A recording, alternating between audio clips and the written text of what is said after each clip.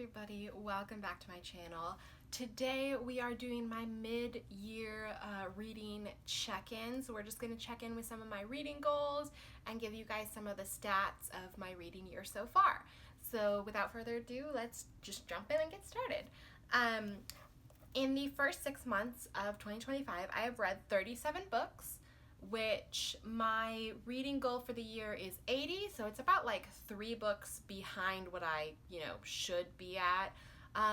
But I'm not worried about it, because as I've mentioned in my last video, I kind of tend to get into a little bit of a reading slump in the summer, and then I jump back in and read more in the fall and winter, and as well as the spring. In the first quarter of the year, I read 22 books, and in the second quarter, I read 15.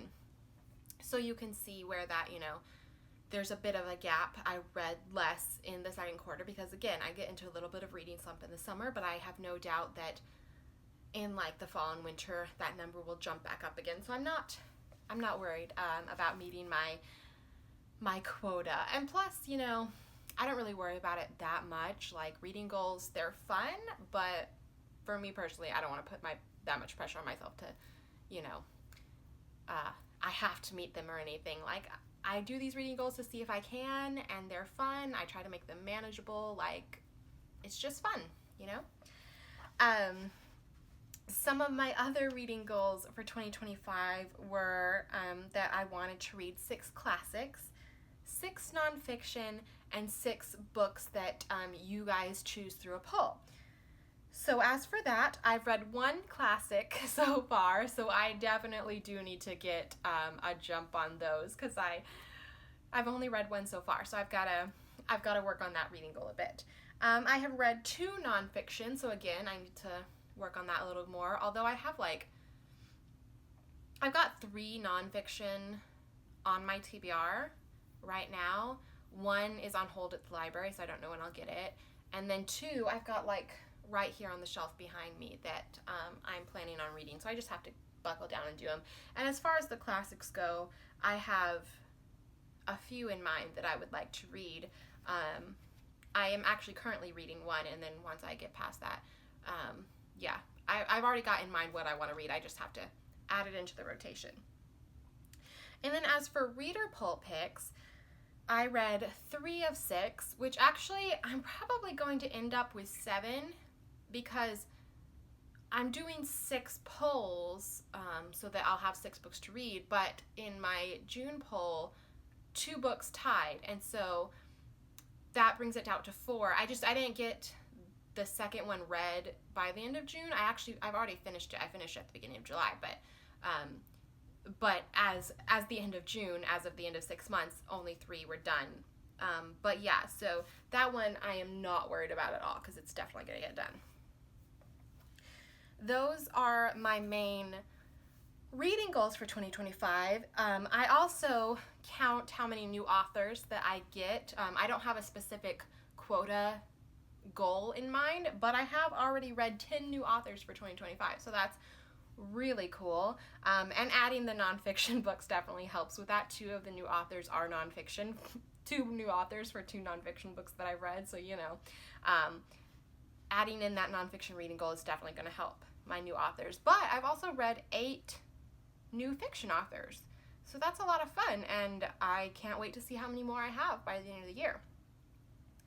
The longest book that I read in the first half of 2025 was Until We Find Home by Kathy Golke, and that was 432 pages. And then the shortest book was 240 pages, which was The Pirate Bride by Kathleen E. Barbo. And I know that one of the nonfiction books I read was also 240 pages. I think there might have been, no, I think that's it. Off the top of my head, I think that those are the only 2 that were 240 pages. But yeah. So, I mean, nothing too long or too short.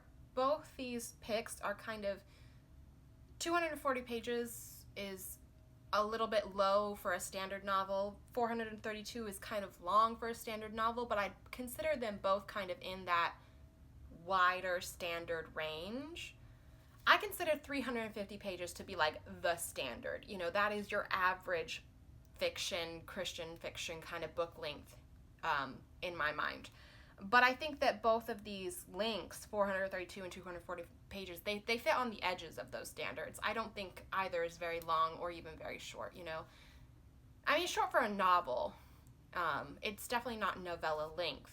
That it's not short enough to be a novella, so it's short for a novel. But the 432 pages, I don't think is too long for a novel. So I don't think I've hit really any extremes with those counts. I think all my reading has been pretty average so far. All right, so my monthly favorites. For January, the favorite book I read in January was The Glass Cottage by Elissa Swartz, which was 5 stars. For February, the favorite book that I read in February was Midnight on the Scottish Shore by Sarah Sundin, which was also 5 stars. For March, The Lawyer and the Laundress by Christine Hill Suntz, which was 5 stars. For April, it was The French Kitchen by Christy Cambron, which was 4.5 stars, close to 5, 4.5. For May, Out of the Ordinary by Jen Terreno, 5 stars. And for June, A Lesson in Propriety by Jen Terreno, 5 stars. So congrats to Jen Terreno for making this list twice, which is not surprising because I've read like 8 books from her this year, maybe 7 or 8 so far. Since I'm working my way through her backlist, I've read a lot of her books. And congratulations to Sarah Sundin. Out of those 6 books, Midnight on the Scottish Shore is definitely my favorite. I already know that it's going to be in my top 10 for the year. Where it falls in my top 10 this year, we'll see. We'll have to wait till the end of the year, and what I read in the next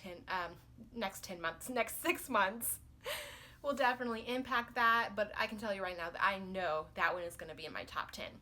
As for the others in my top 10, we'll see.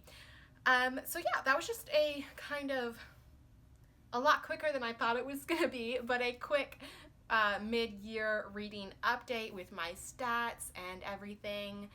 Let me know how you guys are doing in this kind of already half a year gone. Oh, I can't believe that. Already half a year gone. How are you doing on your reading goals? What have been some of your favorites of the year? Let me know in the comments. I'd love to chat with you guys, and I will see you in the next video.